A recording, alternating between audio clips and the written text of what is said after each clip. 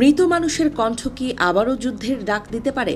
ইতিহাস বলে না, কিন্তু ডিজিটাল যুগে সেই অসম্ভবকেই যেন সম্ভব করে তুলেছে মধ্যপ্রাচ্যের সাম্প্রতিক এক ঘটনা। একটি পোস্টে জুড়ে দেয়া একটা ছবি আর কয়েকটা শব্দেই নতুন আতঙ্ক ছড়িয়ে পড়েছে বিশ্বজুড়ে। শুক্রবার ভোরে সামাজিক যোগাযোগ মাধ্যম এক্সে একটি রহস্যময় পোস্ট সামনে আসে। পোস্টটি করা হয় ইরানের সর্বোচ্চ নেতা আয়াতুল্লাহ আলী খামেনির ভেরিফাইড অ্যাকাউন্ট থেকে।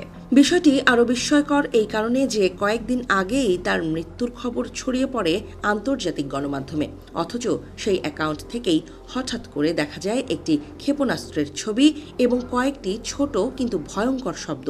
ফার্সি ভাষায় লেখা ছিল, খোররাম শাহর মুহূর্ত এখন দিগন্তে। এই একটি বাক্যই যেন নতুন করে উত্তেজনা তৈরি করেছে পুরো মধ্যপ্রাচ্যে। কারণ খোররাম শাহর কোনো সাধারণ শব্দ নয়, এটি ইরানের অন্যতম শক্তিশালী ব্যালিস্টিক মিসাইলের নাম। প্রায় ১৩ মিটার লম্বা এই মিসাইল ১,০০০ থেকে ২,০০০ কিলোমিটার পর্যন্ত আঘাত হানতে সক্ষম।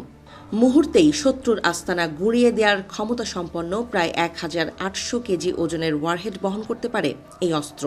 পোস্টে থাকা ছবিতেও ছিল একই ধরনের ইঙ্গিত। সেখানে ফার্সি ভাষায় লেখা ছিল, এই অস্ত্র ইরানের তরুণদের হাতে তৈরি এবং এটি ইহুদিবাদী শাসনের হৃৎপিণ্ড গুঁড়িয়ে দিতে সক্ষম। বিশ্লেষকদের মতে এটি কেবল একটি প্রতীকী বার্তা নয়, কারণ পোস্টটি আসার মাত্র একদিন আগেই ইসরায়েলে ঘটে যায় একটি বড় হামলা। তেল আবিবের কাছে অবস্থিত বেন গুরিয়ন বিমানবন্দর এবং পার্শ্ববর্তী একটি বিমান ঘাঁটিকে লক্ষ্য করে ক্ষেপণাস্ত্র আঘাত হানে।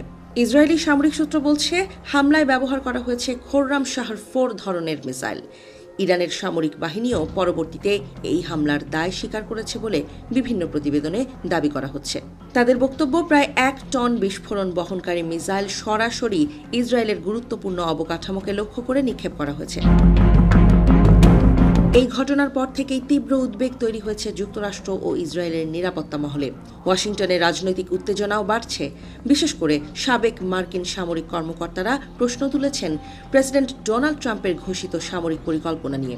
তাদের দাবি, কথিত অপারেশন এপিক ফিউরি আসলে বড় কোনো কৌশলগত সামরিক পরিকল্পনা নয়, বরং এটি যুক্তরাষ্ট্রের আসন্ন মধ্যবর্তী নির্বাচনের আগে রাজনৈতিক সমর্থন আদায়ের একটি প্রচেষ্টা হতে পারে।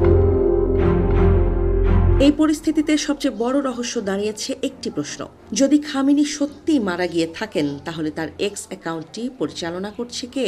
কেউ কেউ মনে করছেন ইরানি বাহিনীর ভেতরের কোনো কট্টরপন্থী গোষ্ঠী এই অ্যাকাউন্ট ব্যবহার করছে। আবার অন্য বিশ্লেষকদের মতে এটি হতে পারে এক ধরনের মনস্তাত্ত্বিক যুদ্ধ, যেখানে মৃত নেতার ডিজিটাল উপস্থিতিকেই ব্যবহার করা হচ্ছে ভয় এবং বিভ্রান্তি তৈরি করার অস্ত্র হিসেবে। এর প্রভাব শুধু রাজনীতিতেই সীমাবদ্ধ নেই, বিশ্ববাজারেও এর প্রতিক্রিয়া দেখা দিতে শুরু করেছে। বিশেষজ্ঞরা আশঙ্কা করছেন, মধ্যপ্রাচ্যে উত্তেজনা আরও বাড়লে বৈশ্বিক তেলের বাজারে বড় ধরনের অস্থিরতা তৈরি হতে পারে। ভারত মহাসাগর থেকে শুরু করে লোহিত সাগর পর্যন্ত বিভিন্ন নৌপথে ইতোমধ্যেই সামরিক তৎপরতা বাড়ানো হয়েছে। এমনকি ভারতের কিছু নৌঘাঁটি ব্যবহারের গুজবও ছড়িয়ে পড়েছে, যদিও সেই তথ্য এখনও নিশ্চিত হয়নি।